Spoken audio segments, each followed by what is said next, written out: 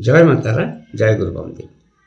বাস্তু নির্মাণের জন্য, কেনার জন্য বা ভাড়ায় নিতে চান, আগে দেখে নিন ওই জমিতে যাবার রাস্তা কোন দিকে আছে। কোনো জমিতে যাবার জন্য একটা বা একাধিক রাস্তা থাকে।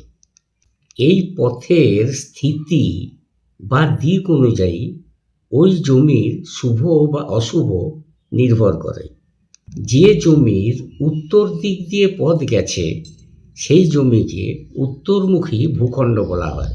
এই ধরনের ভূখণ্ড শুভ বলা হয়।